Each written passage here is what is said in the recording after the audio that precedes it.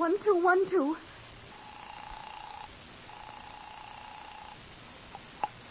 This is Scotland Yard.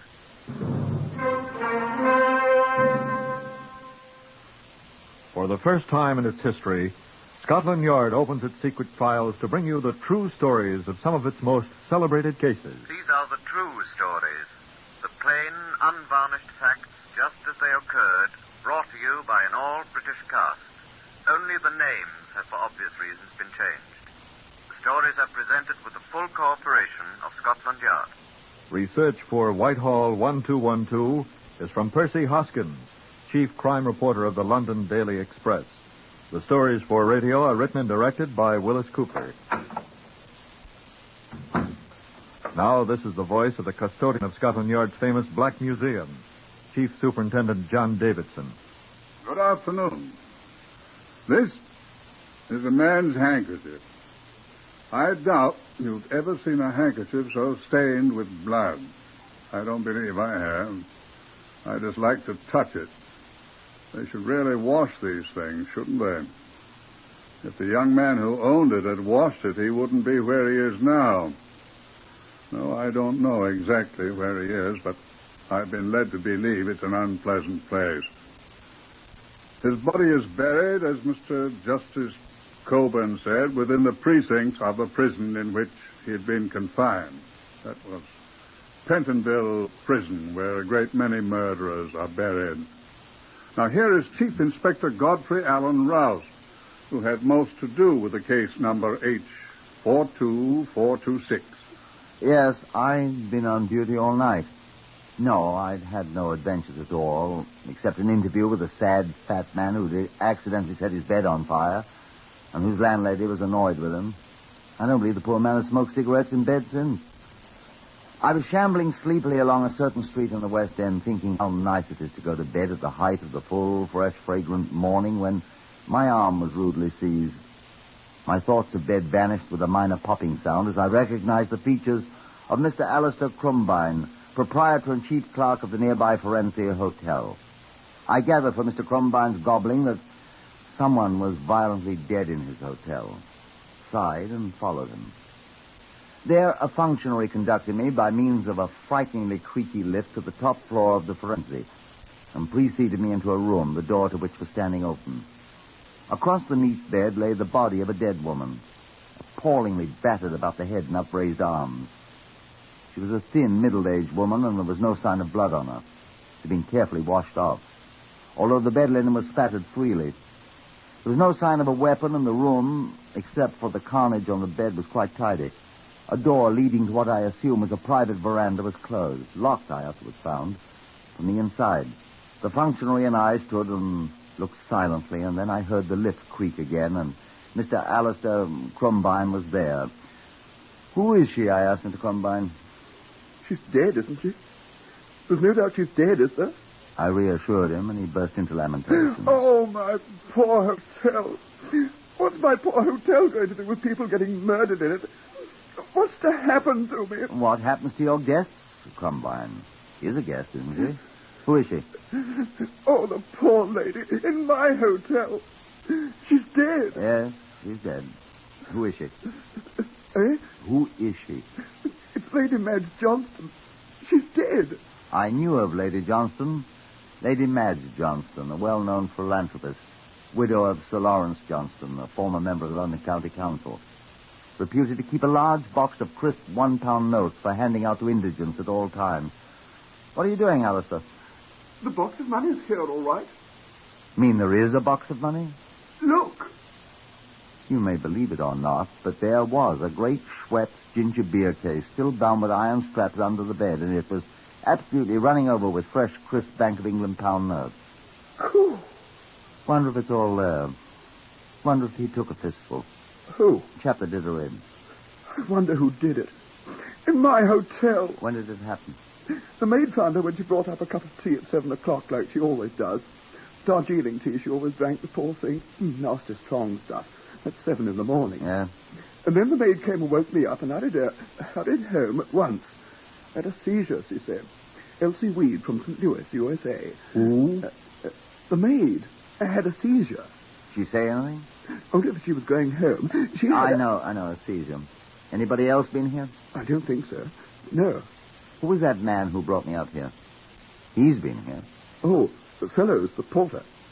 He operates the lift. He here? Eh? Was he here? Oh, he must have been, mustn't he? Has he any ideas? What does he know? I'm afraid I didn't ask him. Get him. I want to talk to him.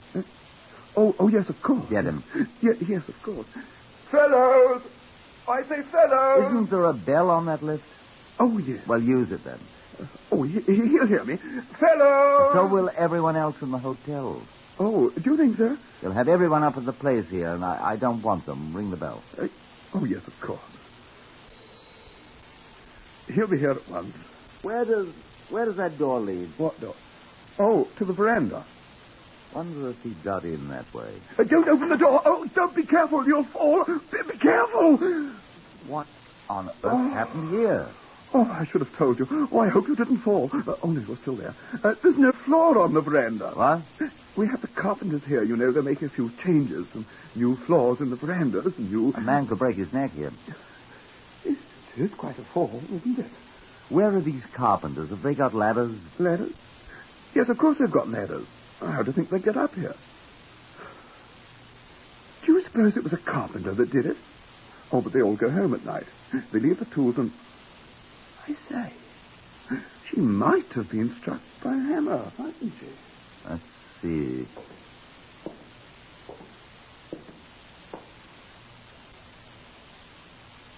Might very well have been. What about their tools? I was saying, they leave them in a storeroom, locked down on the ground floor. We shall go down there and look presently. Let's send for these carpenter chaps. Do you suppose... I say, do you suppose one of them could have done this? Good heavens. They do use hammers, don't they? We shall see. I think we should have them here at any rate. Oh, by all means, old boy. Oh, here's the lift. I'll tell the fellows to ring up the carpenter foreman and have him... Oh, fellows, would you... Oh, it isn't fellows, is it? Oh, good morning, Sipperley.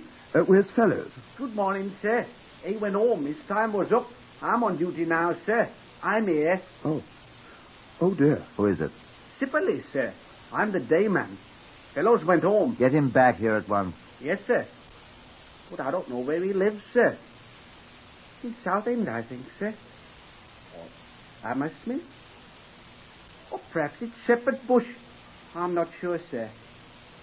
Houston? Well, do you know where that carpenter foreman lives? Get him at once. Yes, sir. So I'm not sure. Here. Wait Wait a sec. Yes, sir. Yes, sir? Sipperley isn't as bright as he might be. No, sir. But there's Lady Johnston. Morning, Lady Johnston. She's sick. Well, what's the matter with Lady Johnston? Please go, Sipperley. Run along, old boy, do. Yes, sir. Shall I, sir? Oh, is something wrong with Lady Johnston? She hurt? Is she? What shall I tell the boy? He'll find out sooner or later. She's dead, son. Oh. What's the matter with her? She's been killed. Who killed her? We don't know, Sipperley. Now, please go on. I know. It's one of them carpenters has killed her. That's why you want me to go find them. I know what you're talking about. I know. Be quiet, Sipperley. Huh? Well, who did then? Tell me who did. Tell me. Now, go on, Sipperley. Yes, Mum. Sir. Poor Lady Johnston. I know.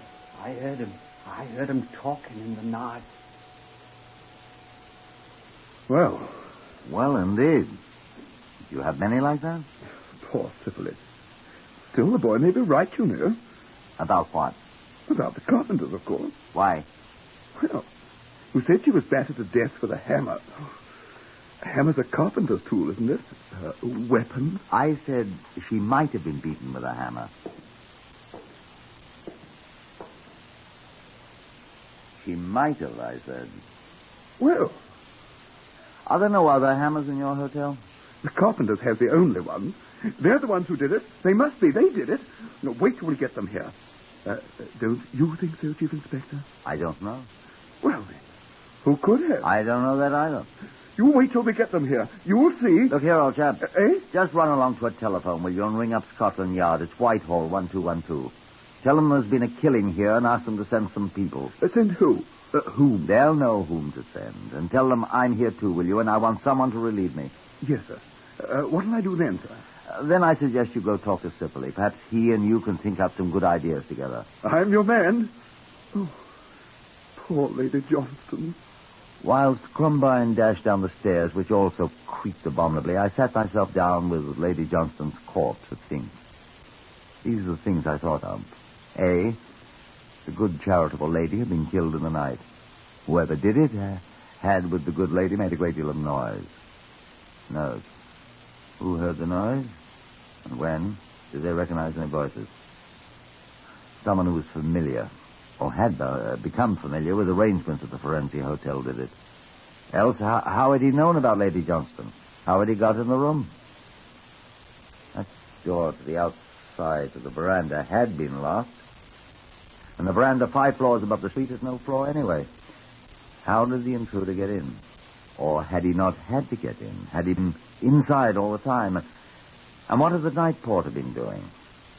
Suddenly, I must have a little talk with that night porter, and I remembered his name, Fellows. The man who had been relieved by the boys Sipperley and gone home to Southend or Hammersmith or Shepherd's Bush or perhaps Euston. The night porter would have a lot of questions to answer, I could foresee. Lady Johnston said not a word to me, but grinned horribly. There were a couple of spots on her face the person who had washed her up had missed. "Excuse me, milady," I muttered, and went to look at the outer door. The key which had locked it was still in the lock where I had left it. The inside, mind you. I opened the door. The floorless veranda yawned above those 5 stories to the street. Could a ladder, I wondered? Carpenters use ladders. I must see if that foreman carpenter or his mates had been reached yet. I closed the door, locked it. Went out and rang for the lift. After a moment, it started up. Well, I reflected, that would at least save time. I could ask Sipperley some of the questions that plagued me. Perhaps he might know something. I waited as patiently as I could. At last, it hove in sight. "Hello, Sipperley," I said. I could see Sipperley staring up at me. "Hello, Sipperley," I said. Why, you remembered my name, sir. Thank you, sir. Hardly anyone remembers my name, sir. Joseph Adoniram Sipperley, it is, sir. From Blackpool, way up in Lancashire, sir. I don't know your name, sir, though. Well... Oh, no, don't tell me. I'll find out. Poor Lady Johnston, she didn't remember my name either. She always called me boy. I hate being called boy, don't you, sir? Yes, sir. Do you want to see Mr. Crumbine, sir? He's on telephone. He's calling the foreman carpenter, sir. Mr. Morris, like you said. Only he can't get Mr. Morris on the telephone. And so he called Fellows. Fellows is the night porter, sir. And he lives in Kennington. Not Southend or Hammersmith or Shepherd's Bush. Or Euston. No, Kennington. Mm-hmm. Kennington isn't far away, and Fellows will be right here in a minute, and maybe you'll know who killed poor Lady Johnston. She was so nice. But she always called me boy instead of my right name, Joseph Adoniram. Don't you feel dreadfully sorry about her? I'll take you to the cellar, sir, whilst Mr. Crumbine's on the telephone. This is the cellar, sir. There. Nothing down here. Storeroom, sir, where we keep the guests' trunks and boxes and everything, sir. Excuse me, sir, I beg your pardon, sir. Excuse me, sir. I'm always bothering the guests, sir. Mr. Crumbine tells me, and... Look here, Sipperley, you're not bothering me, and besides, I'm not a guest. Minor. Well, sir, I want you to know that I'm really not such a simpleton that Mr. Crumbine thinks I am. Now, look here, Sipperley. He thinks I'm not quite bright, sir. But I'm bright, all right. And I have the equivalent of a high school education, sir. Oh, really? Oh, yes, sir. I know algebra, sir, up to binomial theorem, sir. And I'd wager Mr. Crumbine doesn't know that much about algebra. And I know Latin. Quousque tandem abutera Catilina patientia nostra. That means, how long, O Catiline, are you going to continue to try our patience? And I know Kipling quite well. My father was a great student of Kipling. Excuse me, sir. There's a widow in Sleepy Chester who weeps for her only son. There's a grave on the Parbank River, a grave that the Burmans shun, and there's Subada Prag Tivori to tell how the deed was done. That's the grave of the 100 Head. I know it all, but excuse me, sir, I forget so much. I think that's why Mr. Crumbine thinks I'm not quite bright. I can't remember things.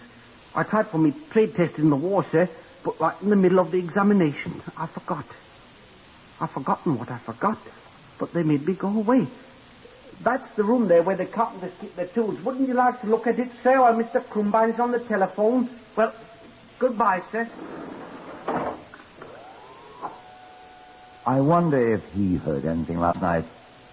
Or has the poor beggar forgotten it? Well, I suppose we'll never know. Poor kid.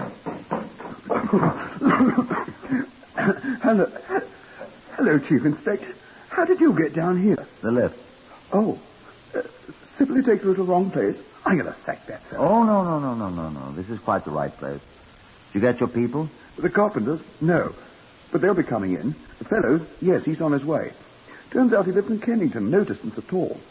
What do you mean about the right place? Want something down here? I thought I'd have a look at this place where the carpenters store their tools. You do think it was a carpenter, did it? Where's this place? Just a step.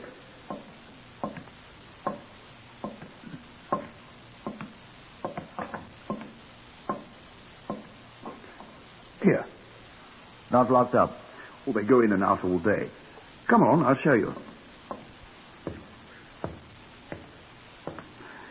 Here they are. The carpenters? No, old chap. The tools. Let's have a look. Saws. Whatever these things are. Planes. Levels, drill braces. Miter boxes. Hammers. I say, let's have a look at these. Suspicious, eh? Suspicious, eh? Yes. Well, let's have a look. Looks all right. So it's this one. There's only 3. 3 what? Hammers. Hammers. Matter. This one's clean. Beautiful. These carpenter chaps. I mean it's clean. Oh. You mean... Like the old lady was. Carpenters don't usually wash their hammers, do they? Well, I don't know. I'll tell you, they don't. Look at the others. See? Sawdust, rust here, paint. I see, but... I know. Maybe it's new. I don't know. But I don't think so. Well, have you found the murder weapon, gentlemen?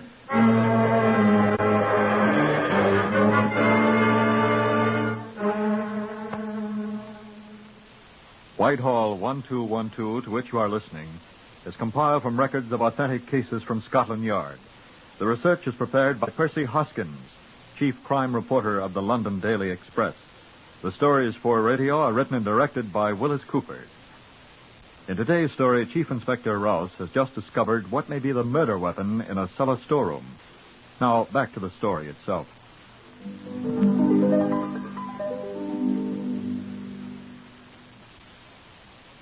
The people from Scotland Yard for whom I had asked, photographers, fingerprint men, all the rest, including a relief for me, had now arrived, and I sent an earnest young constable back to the yard with the extraordinarily clean hammer, with instructions to take it to the forensic laboratory people for a thorough examination.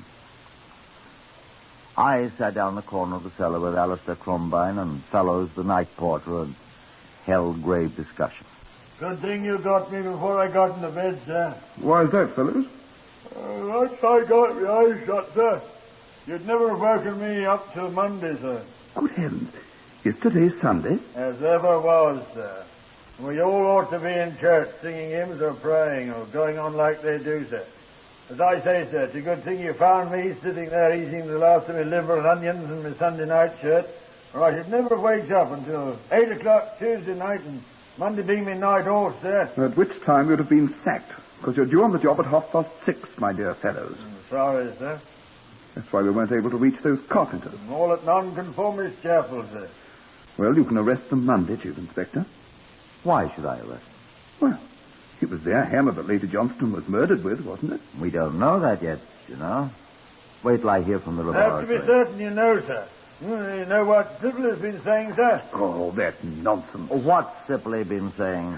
If you listen to everything Syphilis been saying... What's Sipley been saying? He says he recognized them, sir. At least 3 or 4 times he told me, sir. What's Sipley been saying? Oh, a lot of nonsense. What, fellows? Well, sir, excuse me, Mr. Combine. He's been hearing voices. Voices? Voices? What kind of voices, fellows? Well, may I tell him, sir, what Sybil has been saying?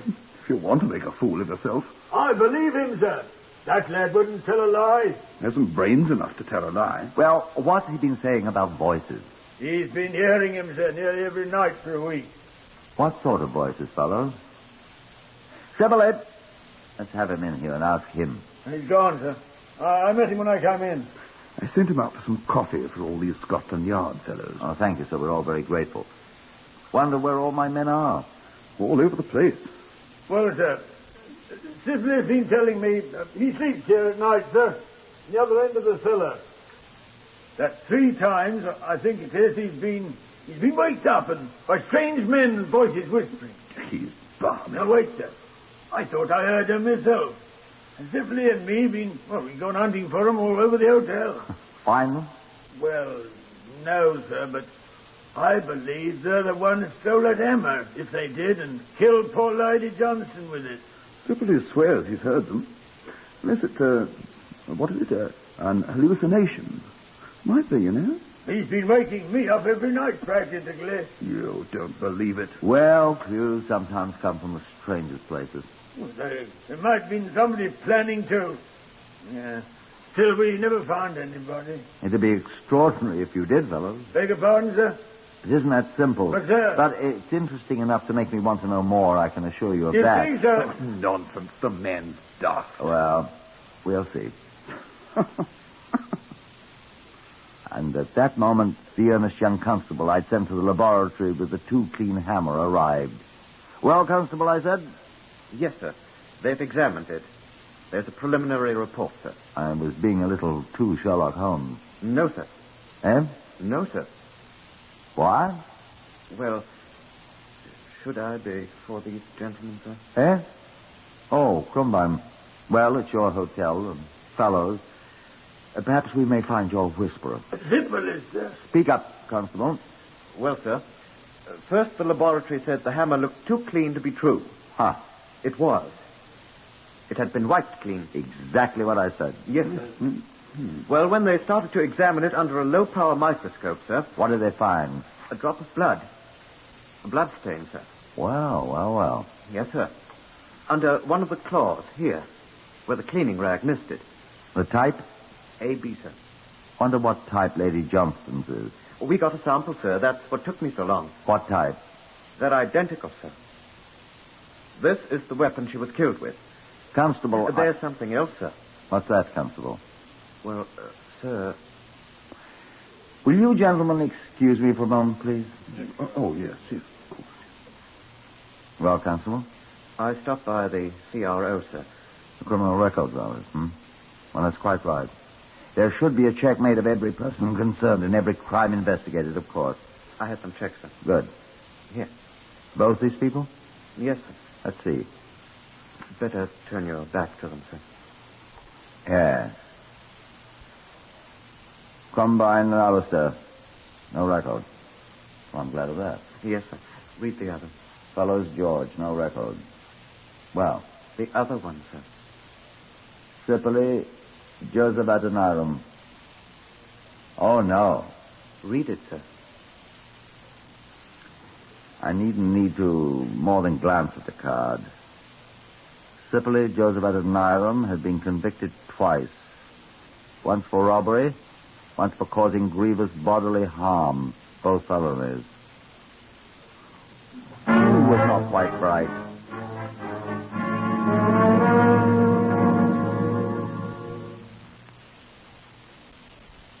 And when Syphilis returned with the coffee for the Scotland Yard men, the earnest young constable and I called him aside. In Syphilis' own room, we showed him the card containing the notation from the Criminal Records Office. He looked at me with something of a sneer, and his voice wasn't the same. Well, Copper, I suppose you want to search me. I turned away while the constable frisked him, as the Americans put it. Nobody said anything. When I turned back, Sibley was grinning at me. The constable looked at me in horror. There on the little table before him lay a blood-stained handkerchief. It was in his pocket, sir. Don't let that give you any ideas, Chief Inspector. I was boxing the day before yesterday with good old fellows, and he blooded me nose. Ask him. Get him, constable, please. Yes, sir. Mr. Fellows. Hello! Come in here, please, Mr. Fellows. Right! Come in!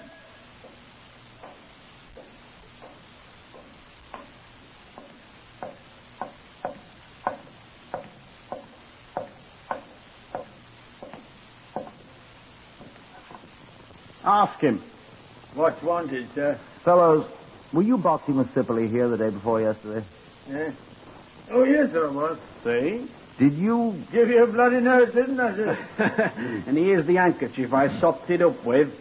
You've been carrying that wretched thing about in your pocket all this time?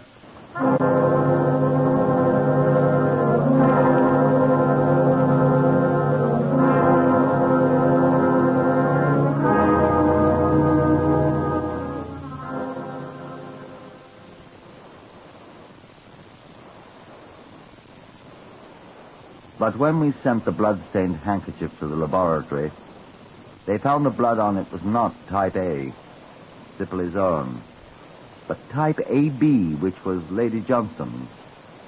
Confronted with this anomaly, Sibley made a statement. Yes, it's her blood. Yes, I killed her. I'm sorry I didn't get all of the blood off the hammer. I made up the story of the people whispering, so if I couldn't blame it on the carpenters, there'd be somebody else. You'll find the handkerchief I used for my bloody nose on floor of my room under the rug by my bed. I just pocketed the wrong one. They both looked alike. It's no good, I give up. I murdered the old fool. Why? I'll tell you why. Because everyone said I wasn't quite bright. Because nobody would bother to learn my name, Joseph Adoniram Sibley. They called me boy. Just like the old lady did. Boy. So I killed her. I wish I could kill all of you. I didn't get any of the money, though. Fellows came along too soon, looking for the people that whispered. So I went along with him. We didn't find anybody. Boy indeed. Not quite bright indeed. Well, I almost got away with it, didn't I? Almost. Joseph Adoniram Sibley was hanged at Pentonville Prison, and his body's buried in the precincts of the prison. The boy who was not quite bright. He wasn't a boy, though. He was 27 years old, so he looked much younger, as the prison surgeon who made the post-mortem examination said.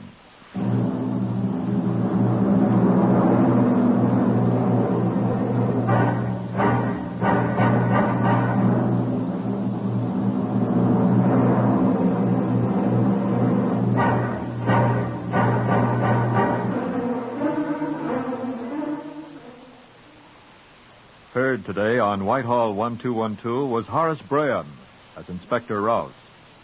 Others in the order of their appearance were Harvey Hayes, Morris Dollamore, Gordon Stern, Evan Thomas, and Lester Fletcher. This is Lionel Rico speaking. Whitehall 1212 is written and directed by Wyllis Cooper.